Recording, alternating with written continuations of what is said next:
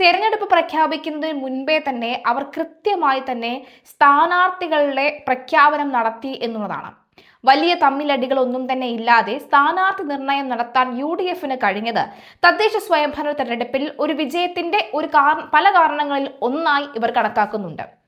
അതേ നീക്കം തന്നെയാണ് BJP ഇവിടെ എടുക്കാൻ പോകുന്നത്. സാധാരണഗതിയിൽ തദ്ദേശ തെരഞ്ഞെടുപ്പിന്റെ പ്രഖ്യാപനം വന്നതിന് ശേഷം മാത്രമേ, അല്ലെങ്കിൽ ഈ തെരഞ്ഞെടുപ്പുകളുടെ പ്രഖ്യാപനം വന്നതിന് ശേഷം മാത്രമേ സ്ഥാനാർത്ഥികളെ ഇവർ പ്രഖ്യാപിക്കാറുള്ളൂ. എന്നാൽ ഇപ്പോൾ തന്നെ വളരെ നേരത്തെ തന്നെ കോർ കമ്മിറ്റികൾ കൂടി ആലോചന നടത്തിക്കൊണ്ട് പ്രധാനപ്പെട്ട നേതാക്കളെ എവിടെയൊക്കെ തന്നെ അവരെ നിർത്തണം എന്നുള്ള നീക്കത്തിലേക്ക് കാര്യങ്ങൾ എത്തിക്കഴിഞ്ഞു.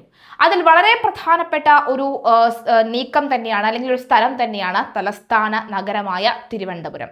ഈ തിരുവനന്തപുരത്ത് ഒരു MLA എങ്കിലും ഉണ്ടാക്കാനുള്ള നീക്കത്തിലേക്ക് കാര്യങ്ങൾ എത്തിക്കുക എന്ന ലക്ഷ്യത്തോടു കൂടി വളരെ പ്രധാനപ്പെട്ട നേതാക്കളെ എല്ലാം തിരുവനന്തപുരത്ത് തന്നെ നിർത്താനുള്ള നീക്കത്തിലേക്ക് BJP നീങ്ങുകയാണ്. രാജീവ് ചന്ദ്രശേഖർ, K സുരേന്ദ്രൻ, അതുപോലെ തന്നെ R ശ്രീലേഖ തുടങ്ങി അനവധി ആളുകളെ, ശോഭാ സുരേന്ദ്രൻ, കുമ്മനം രാജശേഖരൻ തുടങ്ങി വളരെ പ്രഗത്ഭരായ, ജയസാധ്യത വളരെ കൂടുതലുള്ള സ്ഥാനാർത്ഥികളെ വളരെ പ്രധാനപ്പെട്ട മണ്ഡലങ്ങളിൽ നിർത്താൻ തന്നെയാണ് ഇപ്പോഴത്തെ BJPയുടെ തീരുമാനം. സംസ്ഥാനത്ത് നടക്കാനിരിക്കുന്ന നിയമസഭാ തെരഞ്ഞെടുപ്പിൽ ജയസാധ്യതയുള്ള സീറ്റുകളിൽ സ്ഥാനാർത്ഥികളെ നേരത്തെ പ്രഖ്യാപിക്കാൻ BJP 30 സീറ്റുകളിലാണ് നേരത്തെ സ്ഥാനാർത്ഥികളെ പ്രഖ്യാപിക്കുക. ജനുവരി 12-ന് ശേഷം തെരഞ്ഞെടുപ്പ് പ്രചാരണവും ആരംഭിക്കും.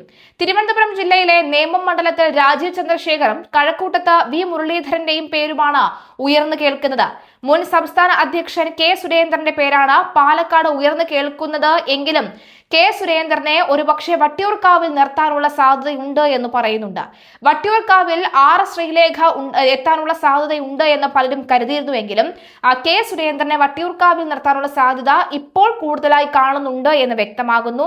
R ശ്രീലേഖയെ തിരുവനന്തപുരം സെൻട്രലിൽ നിർത്താനുള്ള നീക്കത്തിലേക്ക് നടക്കുന്നു എന്ന് വ്യക്തമാവുകയാണ്.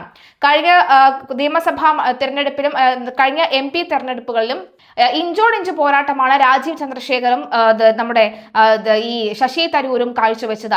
ആദ്യ പകുതിയിലധികവും രാജീവ് ചന്ദ്രശേഖറാണ് ലീഡ് നില നിർത്തിയെങ്കിലും അവസാനഘട്ട വോട്ടെണ്ണലിലാണ് രാജീവ് ചന്ദ്രശേഖരനെ വളരെ കുറച്ചു വോട്ടുകളിൽ നിലംപരിശാക്കിക്കൊണ്ട്, അല്ലെങ്കിൽ തോൽപ്പിച്ചുകൊണ്ട് ശശി തരൂർ മുന്നിട്ട് കയറിയത്.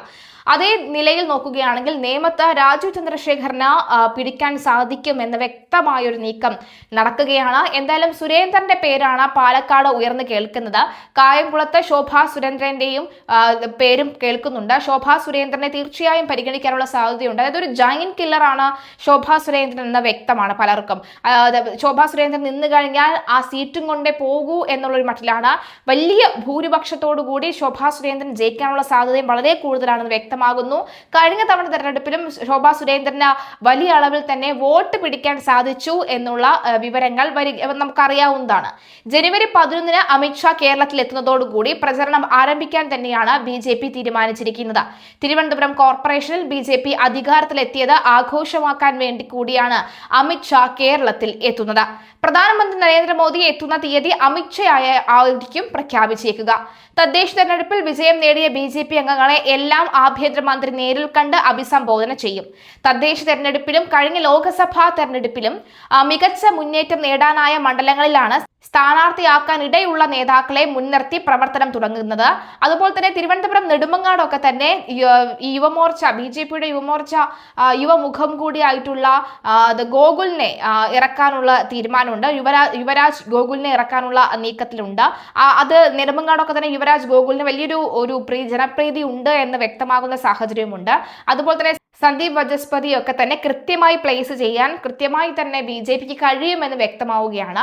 എന്തായാലും ഈ അന്ന് രാവിലെ തദ്ദേശ തെരഞ്ഞെടുപ്പിൽ ജയിച്ച 2000-ഓളം അംഗങ്ങളെ പങ്കെടുപ്പിച്ച് അമിത്ഷാ വിപുലമായ യോഗം നടത്തുന്നുണ്ട്. അന്ന് 11-ാം തീയതി കേരളത്തിൽ എത്തുമ്പോഴാണ് ഈ ഒരു നീക്കം നടക്കുന്നത്. തുടർന്ന് സംസ്ഥാന തലത്തിൽ നിയമസഭാ തെരഞ്ഞെടുപ്പ് സമിതിയും എക്സിക്യൂട്ടീവും ചേരും. തദ്ദേശ തെരഞ്ഞെടുപ്പിൽ ഇടതു വലത് മുന്നണികൾ പാർട്ടിയെ തടയാൻ കൂട്ടായ ശ്രമം നടത്തിയതായി ഇന്നലെ ചേർന്ന കോർ കമ്മിറ്റി യോഗം വിലയിരുത്തിയിരുന്നു. BJPക്കെതിരായ CPM കോൺഗ്രസ് സഹകരണം ഭാവിയിൽ കടുത്ത വെല്ലുവിളിയാകും.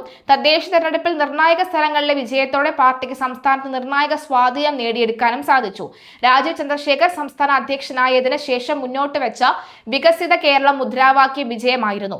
നിയമസഭാ തെരഞ്ഞെടുപ്പിലും അതായിരിക്കും പാർട്ടി മുദ്രാവാക്യം. ശബരിമല കൊള്ളക്കേസിന് കൂടുതൽ പ്രാധാന്യം നൽകേണ്ടതുണ്ടെന്നും വിലയിരുത്തലുണ്ടായി. ഇടതുമുന്നണി സർക്കാരിനെതിരായ ഭരണവിരുദ്ധ വികാരം പാർട്ടിയുടെ ശക്തി കേന്ദ്രങ്ങളിലെങ്കിലും മുതലാക്കാൻ കർമ്മ പദ്ധതി ആവിഷ്കരിക്കാനും തീരുമാനമായിട്ടുണ്ട്.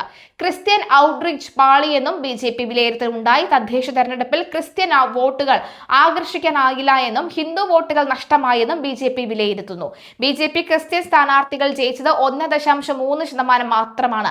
തദ്ദേശ തെരഞ്ഞെടുപ്പിൽ ക്രിസ്ത്യൻ സമുദായത്തിൽ നിന്ന് 1926 സ്ഥാനാർത്ഥികളെയാണ് 14 ജില്ലകളിലായി BJP മത്സരിപ്പിച്ചത്. 25 പേർ മാത്രമാണ് ഇതിൽ ജയിച്ചത്.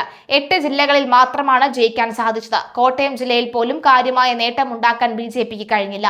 96 സ്ഥാനാർത്ഥികളെ മത്സരിപ്പിച്ചതിൽ 12 പേർ മാത്രമാണ് ജയിച്ചത്. 2020 തെരഞ്ഞെടുപ്പിലെ വോട്ട് ശതമാനത്തിലേക്ക് BJPക്ക് എത്താനും കഴിഞ്ഞില്ല എന്ന നിർണായക നീക്കവുമുണ്ട്. തദ്ദേശ തെരഞ്ഞെടുപ്പിൽ തിരുവനന്തപുരം, തൃപ്പൂണിത്തുറയും അടക്കമുള്ള തദ്ദേശ സ്ഥാപനങ്ങൾ പിടിച്ചത് BJPയെ സംബന്ധിച്ച നേട്ടം തന്നെയാണ്. എന്നാൽ തൃശൂർ അടക്കമുള്ള സ്ഥലങ്ങളിൽ മുന്നേറാനാകാത്തത് തിരിച്ചടിയായും BJP വിലയിരുത്തുന്നുണ്ട്. തൃശൂർ ലോക്സഭാ തെരഞ്ഞെടുപ്പിൽ ലഭിച്ച ക്രൈസ്തവ വോട്ടുകൾ ഇപ്പോൾ ലഭിച്ചില്ലെന്നും വിലയിരുത്തലുണ്ട്. തെരഞ്ഞെടുപ്പ് കമ്മീഷന്റെ അന്തിമ കണക്കു പ്രകാരം NDA വോട്ട് വിഹിതം 2020 തദ്ദേശ തെരഞ്ഞെടുപ്പിലെ നേട്ടത്തിന് ഒപ്പം എത്തിയിട്ടില്ല. അതേസമയം തിരുവനന്തപുരം കോർപ്പറേഷനിലെ ഭരണം പിടിക്കാനായതും നഗരത്തിൽ മുന്നേറ്റമുണ്ടാക്കാനായതും നേട്ടമായി BJP വിലയിരുത്തുന്നുണ്ട്. അതേസമയം നിയമസഭാ തെരഞ്ഞെടുപ്പിൽ 30 സ്ഥാനാർത്ഥികളെ നേരത്തെ പ്രഖ്യാപിക്കാൻ BJP തീരുമാനിച്ചു. ജനുവരി 12 തെരഞ്ഞെടുപ്പ് പ്രചാരണം തുടങ്ങും. നേമത്ത് രാജീവ് ചന്ദ്രശേഖറും കഴക്കൂട്ടത്ത് V മുരളീധരനും സീറ്റ് ഉറപ്പിച്ചു. K സുരേന്ദ്രന്റെ പേരാണ് പാലക്കാട് സജീവമായി പരിഗണനയിലുണ്ടെങ്കിലും നേരത്തെ പറഞ്ഞ പോലെ തന്നെ K സുരേന്ദ്രൻ ഒരു പക്ഷേ വട്ടിയൂർക്കാവും എത്താനുള്ള സാധ്യത വളരെ കൂടുതലാണ്. ശോഭാ സുരേന്ദ്രന്റെ പേര് കായംകുളത്താണ് പരിഗണനയിലുള്ളത്. അമിത്ഷാ ജനുവരി 11 കേരളത്തിലെത്തുന്നത്. ഇതോടെ തെരഞ്ഞെടുപ്പ് പ്രചാരണം തുടങ്ങാനാണ് BJPയുടെ തീരുമാനം. എന്തായാലും തീരുമാനങ്ങൾ ശക്തമായി തന്നെയാണ് BJP മുന്നോട്ട് പോകുന്നത്. രാജീവ് ചന്ദ്രശേഖറിന്റെ ആ ഒരു പ്രതികരണം കൂടി ഒന്ന് കേൾക്കാം.